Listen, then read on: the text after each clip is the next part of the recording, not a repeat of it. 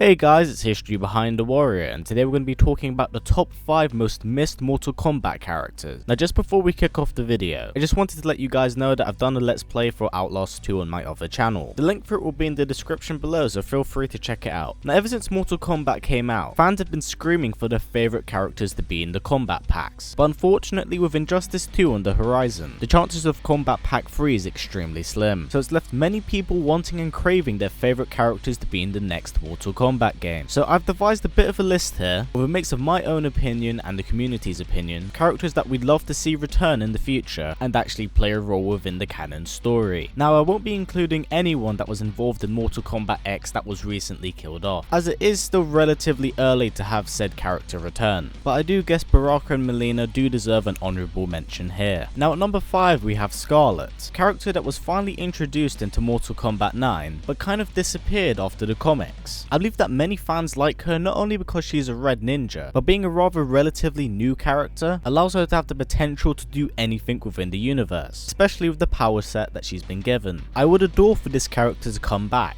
especially if she's going to become a force to be reckoned with. At a later time and date, she could even team up with Natara, as the pair in a way are both vampires and become stronger after intaking someone else's blood. So already there's a link for that character to possibly be involved in a storyline within the future. Plus now with NRS handling their characters a lot better than Midway ever had, I don't feel like they'd really get rid of a character that they've just introduced. And although we are aware at this point she has been crippled by Mileena, I'd say that if a character isn't killed in front of us, then there's a very likely chance that said character will still be alive. Now we have Shang Tsung, the original boss for Mortal Kombat, and the character I believe a very large number of the fan base miss, as he's easily had some of the most iconic scenes in Mortal Kombat history. Now with the recent twist of characters, and the very strong hint of Ermac's ending in Mortal Kombat X, the return of this character could in fact be exceptionally good, with what could be a massive twist in Mortal Kombat history of Shang Tsung becoming a good guy. Now it may seem absurd, but it has in fact been foreshadowed in Mortal Kombat 9, so it isn't entirely outside of the realm of possibility. Plus with the new approach that Raiden has now taken, and the foreshadowing of him attacking Outworld, I believe it would be a great way of doing a complete 360 with this character. Plus with Liu Kang now being the Emperor of the Netherrealm, and Shang Tsung somewhat being the hero, it'd be a great way to kind of flip the coin. Now I'm not gonna lie, I am slightly biased about this one, but that's mostly due to me really enjoying how they kind of change a character. It allows them to be less one-dimensional and show that hey, every character kind of has good in them. But yeah guys, that's my number 4. And at number 3 I have Shao Kahn. Now this is kind of my own personal pick, but it is very understandable why I'm putting him on this list. Now I'm not going to milk about what I've already said about him, but he's definitely done his job in being one of the best villains around. So with Shinnok being a rather disappointing villain, many fans are quite open to having this character return. Now if we're going to talk about this character's future, obviously things are going to have to be quite different. Now I wouldn't have Shao Kahn instantly return as a bad guy myself. I'd want him to come back as kind of a brainwashed enforcer of the Elder Gods, and if Raiden was to become more unhinged than he currently is, then I feel like Shao Kahn as an enforcer could definitely help put Raiden in his place. But in saying that, I wouldn't want this character to essentially become a slave of the Elder Gods. Have the character eventually break free of his shackles, and have him go on to rule the Netherrealm, as it suited him a lot more than Outworld had. Plus by doing this you don't have any conflict between him and Kotal Kahn. Plus it's not really outside of the realm of possibility, as it was foreshadowed in Mortal Kombat 9 in Quan Chi's ending. But I guess the entirety of number 3 has kind of been my own fan theory. But I don't know, let me know in the comments below, would you like to see something along those lines? But yeah, that's my number 3 guys. Now at number 2 I have Jade. Now outside of her being my favourite female in the entirety of the Mortal Kombat series, I always thought that she was kind of part of this trinity within the Mortal Kombat games. Her Katana and Mileena just felt like this group that should have always been in the game, so you can probably expect how disappointed I was when she was deconfirmed for MKX. Now I know that Katana has the mournful variation for Jade, but I've always liked Jade as the character, not so much for her fighting style. Plus the foreshadowing for the future has been extremely interesting, being visited by a mysterious woman in her ending in Mortal Kombat 9, and making a brief appearance as a ghost in Katana's ending in Mortal Kombat X. So there is most certainly a lot of potential for this character. Plus we haven't seen what's happened to her since Mortal Kombat 9, so her absence has been noted by many fans. So if she does return, she could probably come back with an interesting new concept, as like I said, it has been hinted at in her ending. But that's really it for Jade. Now at number 1 we have the ninja that everyone has been missing, Noob Saibot. I swear everyone and their mums have been wanting to have this character in the game.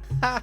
Mom joke. Witty. But in all honesty, it's very understandable why. Noob has always been a fan favourite. He gives off this very dark, foreboding and terrifying presence, which I would argue to say that no other ninja character has really been able to get throughout the entire game. Plus his design is so simple yet it's so slick. Along with his dark shadow now being able to attack you, it gave his moveset a form of uniqueness, and I guess this kind of made him different to a lot of the other ninjas, and this allowed him to hold his own against many of the mainstay characters of the series, including the fact that he was the original Sub-Zero. So needless to say that this character definitely has the history and still has the potential for a comeback. Now yes, he did die in the reboot, but might I also remind you that Scorpion also went into a Soulnado and still managed to survive. But yeah guys, that's been my top 5 most missed characters list. This list is a bit of a mix of the community and my own personal taste, so it's very understandable if the character that you really miss isn't on this list. If so, please put down in the comments below. Also, do let me know what you'd love to see for the next top 5s list. The channel also does have a Patreon page, so feel free if you ever wish to contribute towards the channel. And if you'd like to see me crap myself from Outlast jump scares,